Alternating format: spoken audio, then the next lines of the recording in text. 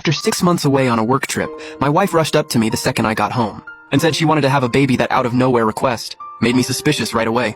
What if she was already pregnant? Was she trying to pin it on me after all? I had been gone forever? If she had been bringing some guy home, there was no way I would have known. To find out if my wife was faithful, I spent the next day planting hidden cameras in every corner of the house. Then I told her the company needed me on another trip and checked into the hotel right across the street.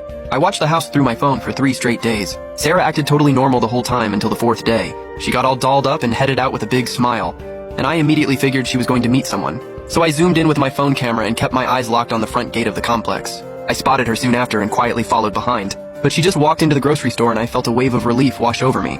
Looked like I might have been wrong about her an hour later. She came back loaded up with bags of groceries and I returned to the hotel to keep watching.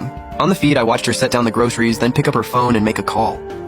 How long till you get here? I still got about 3 hours. I knew right then someone was coming to my house and my heart just dropped. I suffered through 3 brutal hours staring at that camera feed and finally heard a knock at the door. Sarah lit up and ran to answer it, and a man stepped into frame.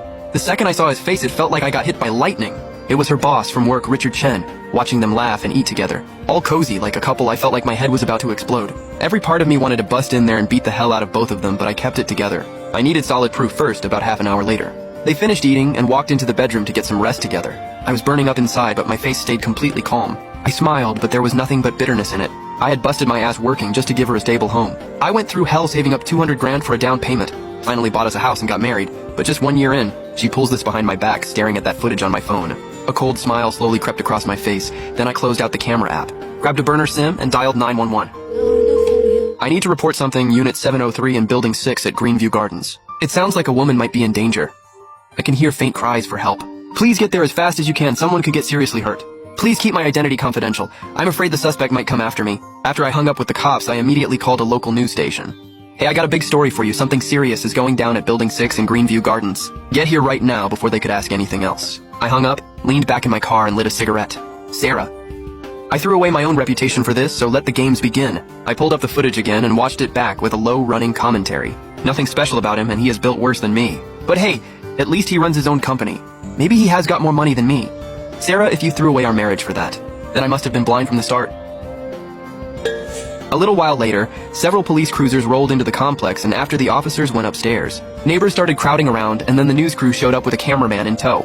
My smile just kept getting wider, and somewhere along the way, tears started rolling down my face. About half an hour later, the cops brought Sarah and Richard out in handcuffs and put them in a squad car. The sharp reporter slipped into the crowd snapping photos while bystanders pulled out their phones to film. I heard it was assault right in her own home. What a piece of trash. Hey, do not go spreading rumors. Where are you even getting that from? Let me tell you, I live right below that woman. Her husband travels for work all the time, and whenever he is gone, I can hear all kinds of noise coming from upstairs. It is obvious she was cheating. Yeah, I knew about this too. I kept meaning to say something to her husband, but looks like he already found out, and he must be absolutely losing it.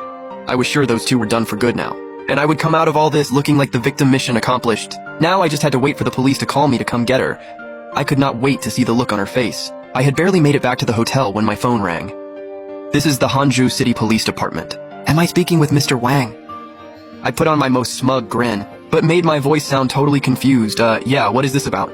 We received a report that your wife may have been assaulted. I cut them off right away.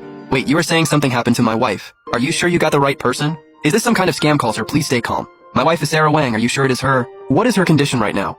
I had already interrupted them twice. This time the officer came back hard, sir. Please let me finish. Your wife was not assaulted. I played up the relief. Oh, thank God, thank God. I am so glad Sarah is okay, but she was found in a compromising situation. Our investigation shows it was completely consensual.